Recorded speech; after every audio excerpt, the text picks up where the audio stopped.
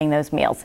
So we launched the summer food drive several years ago as a way to keep the public engaged, because I think people think of us, November and December, Thanksgiving and Christmas, and nobody thinks in June, July, and August that anybody's going hungry. And so the summer food drive, we really try to engage both the food industry community to donate extra truckloads if they're able to, as well as the local business community and community groups to do food drives in their offices. And then we run that usually from about July 20th to the end of August. And that's a way to keep our supply up at that time. Yeah, I'm assuming that information would be available on your website of where people can do drop-offs or how they can get involved? Absolutely. So there's lots of information about how to do a food drive. We will have posters and boxes that we can provide to you if you want to organize something in your business or your community. And we also can set up dedicated online giving pages. So if you wanted to have the Rhode Island Community Food Bank page that you can track the donations that everybody in your company gives, we can set that up for you and give you a link to it. So, and we can translate that into pounds. So if it's much easier for you and your organization to give online and to donate funds, we can actually leverage about 3 pounds of food for every $1 that you donate. So we can do the math right there and tell you this is how many pounds of food you provided and meals for families out in the community. Wow, wow. Now, do you do Facebook and use Twitter and other media? We do. So we have a pretty active Facebook page, and we're always putting information out there. It could be articles of interest if we have news from the organization. If we have a partner that just brought in a successful food drive, we'd like to shout out and recognize people who are doing great things like that. So I encourage you to like us on Facebook. You can search under Rhode Island Community Food Bank. We are on Twitter as well, and we're trying to sort of keep engaged in every way that we can to keep people helping us out and getting the job done. We should probably repeat the website and the phone number again for people who need help? Sure. The website is www.rifoodbank.org, and the phone number is 401-942-6325, and lots of great information in both those places. Well, we'll be right back after these messages.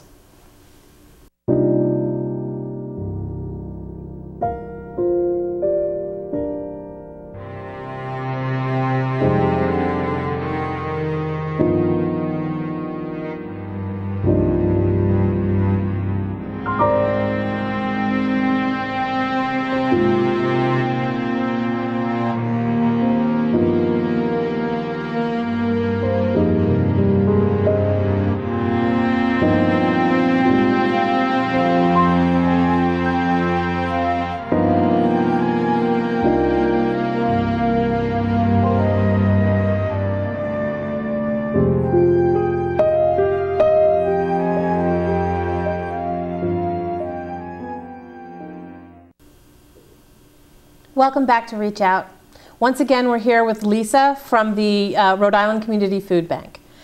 I would be very interested to know some of the background that you've had. Now, I understand you have said that you have done a lot of volunteering, and then you have this particular role. I'm assuming that there's some pretty interesting stories that are associated with this type of work. There are. I mean, there are stories that lift you up and stories that break your heart. I think one of the things that we're seeing more and more, both when we go out to visit food pantries and when we hear from, the folks we work with who are managing the pantries, is you see more and more people who have never needed to turn for help before. And in some cases never even knew food pantries existed. I can think of one gentleman who lost his job and then lost his home, lost everything, and found the food pantry and eventually got help there and got his life back together. He's working again. I believe he's a registered nurse, actually.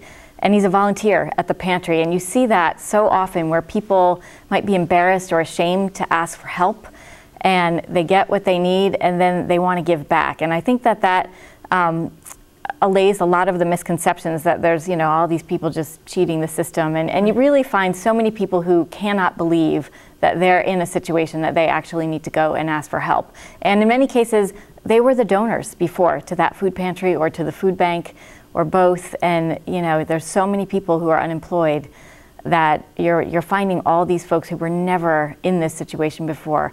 And very often they want to give back, and they're doing that, and there's some wonderful stories out there about it. Right. It's also very interesting is that it's not just individuals that are coming to you; it's whole families, children.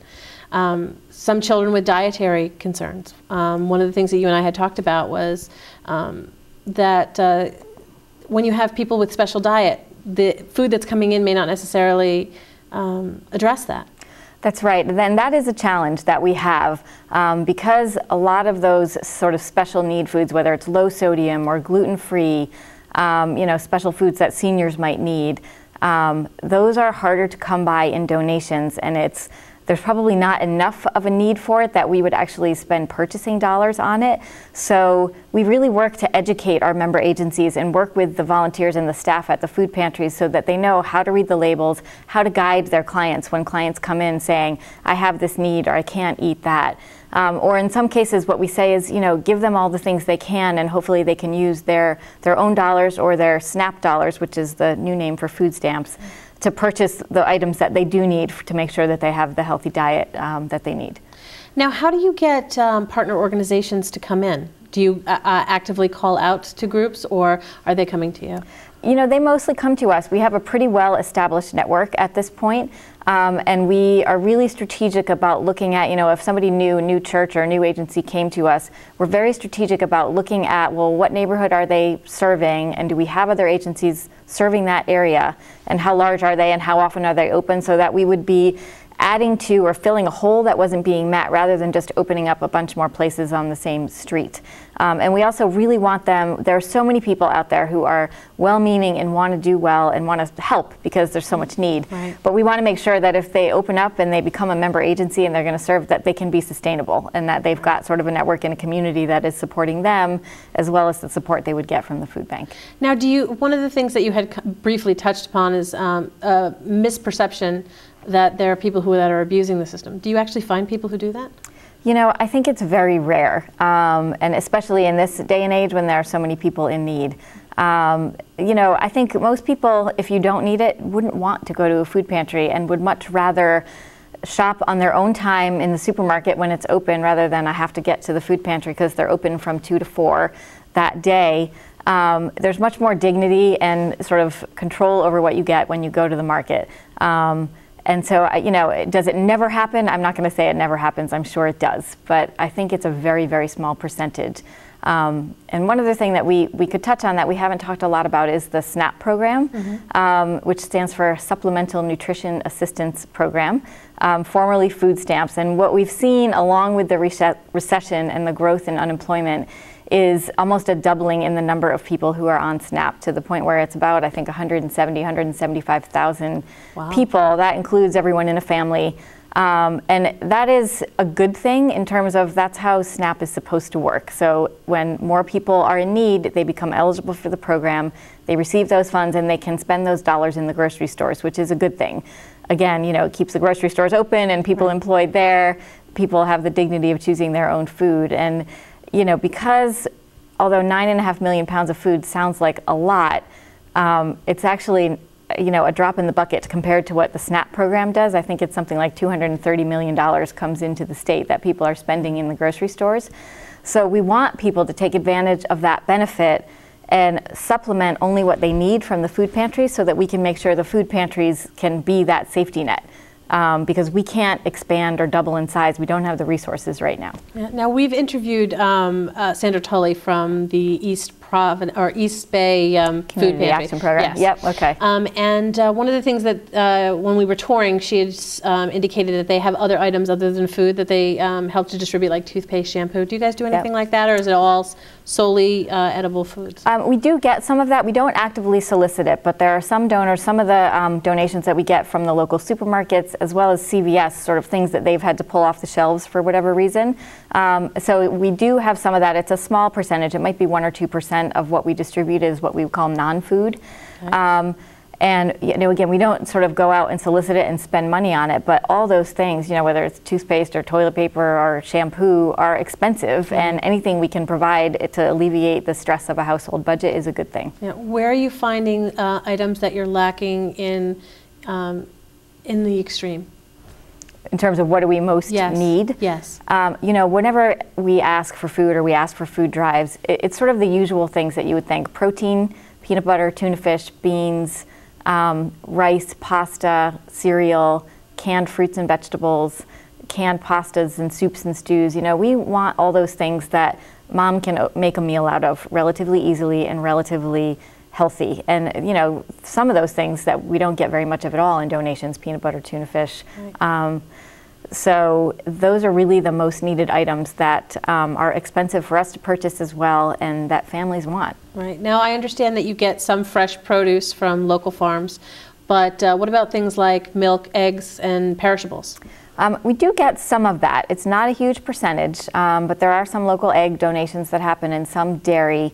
And we do have large cooler and freezer capacity in our facility, and many of the food pantries have cooler and freezer capacity that they've either gotten on their own or that we've helped to get grants out there in the community. So when we get those things, we get them right out there. There's also another really neat program that we work with some of the supermarkets and some of the Walmart stores that have grocery in them, and that's a new trend where you see all those stores with grocery, that it's called the retail pickup program, and we often will pair one of our member agencies with the grocery store or the Walmart in their area, and a couple times a week they can go and pick up flash frozen meats and other things that were about to expire. So great high protein items. We don't have the resources to go pick up, you know, a couple times a week at all the stores, but if we can connect them directly to a member agency, then that food is still getting out into the community, and it's really high quality, you know, high protein food. That's excellent. Now, what thoughts would you like to leave our audience with today? If you have one message to people, what would you want to say? Well, I think what I would like to say is we are this year commemorating our 30th anniversary, and we could not have done the work that we do without the support from the entire Rhode Island community. And I would ask that if you're able to give or contribute in any way, whether it's a food donation or a financial donation, we desperately need your help to continue to get the job done for the next 30 years and to meet the need, especially during these times when unemployment is so high. Absolutely. Nobody should go hungry. Absolutely. It's been a pleasure to meet you. Thank you so much for the opportunity. It's been great talking with you. It's been great talking to you too. This has been Reach Out with Nancy Greene. Thank you. As guardians of freedom, please support the American Legion's efforts to serve the growing number of women veterans. Go to legion.org/honor-veterans to find out how you can help.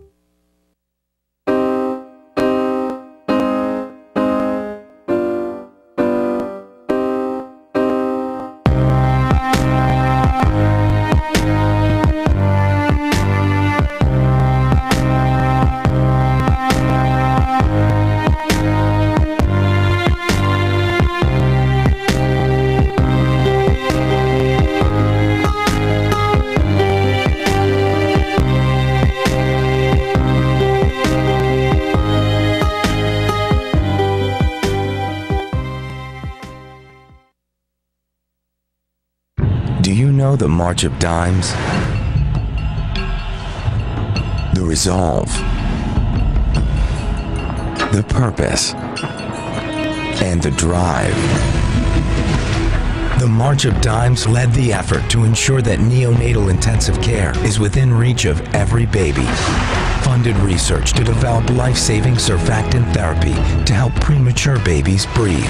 Works to make certain that every baby gets life-saving newborn screening tests. Continues to fight to reduce premature births through funding research, community grants, programs, and advocacy. All for the ultimate victory. 1 in 8 babies is born premature. Many have serious health issues, and over 5,000 die each year. Let's work together for stronger, healthier babies. To learn how you can help, go to marchofdimes.com/NY.